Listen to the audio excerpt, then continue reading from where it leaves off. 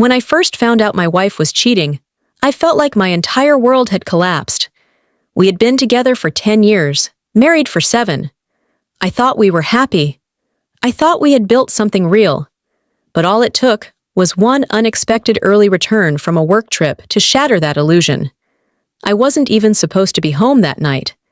My flight had been delayed, then rescheduled, and I decided to surprise her instead of calling ahead. I remember feeling excited as I unlocked the door, already picturing her sleepy smile when she saw me standing there. But instead of love and warmth, I was greeted by the sound of muffled laughter and hushed whispers coming from our bedroom. My heart pounded as I walked down the hall. Maybe it was the TV. Maybe she was on a call. Maybe. I pushed the door open, and there she was, tangled in our sheets with my best friend. For a long moment, none of us moved. She gasped, pulling the blanket over herself, eyes wide with guilt and shock. My so-called best friend scrambled to cover himself, stammering some excuse I didn't bother to listen to. My vision blurred with rage, but I didn't yell. I didn't scream. I just turned around and walked out. I drove for hours, my hands gripping the wheel so hard they ached. I didn't know where I was going. I just needed to get away. At some point, I pulled over and called my brother. He was the only person I could think of. When he answered, I could barely get the words out. "She cheated," I said, my voice hollow. "With him." There was a long pause before he sighed. "I'm sorry, man. But, are you sure you want to throw everything away over one mistake?" I felt like I had been punched in the gut. Even he wasn't on my side. The next few weeks were a nightmare. My wife begged for forgiveness at first, then got angry when I refused to talk to her. My parents kept telling me to be reasonable. My mother, who had always been my biggest supporter, told me, "Marriage is about forgiveness." My father said, "Mistakes happen. You can't just run away from them." My brother admitted he had known for months, but hadn't told me because he didn't want to cause problems. I felt betrayed by everyone. I wasn't just losing my wife, I was losing my entire family. Then came the divorce. I expected a fight, but I underestimated how little support I had.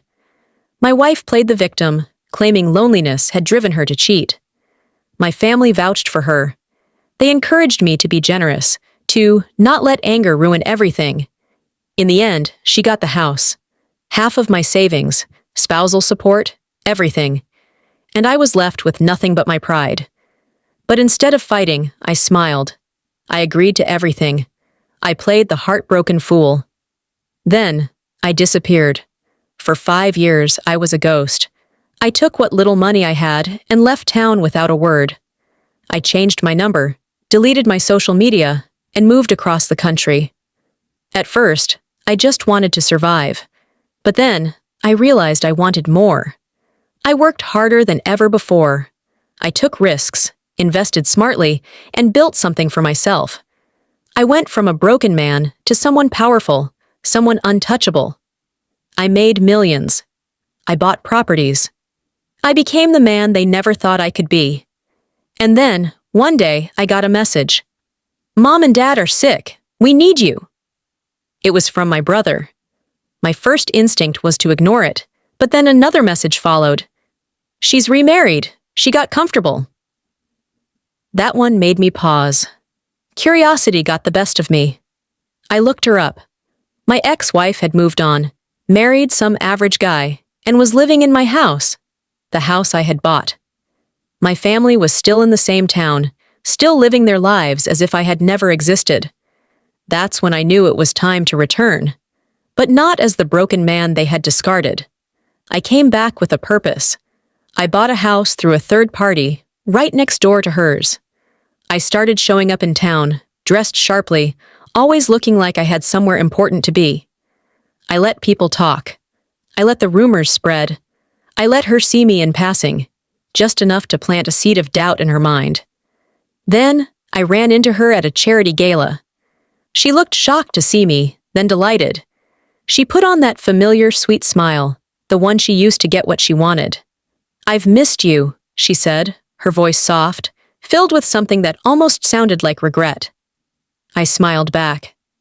"I know. The next day, she called me. And that's when the real revenge began.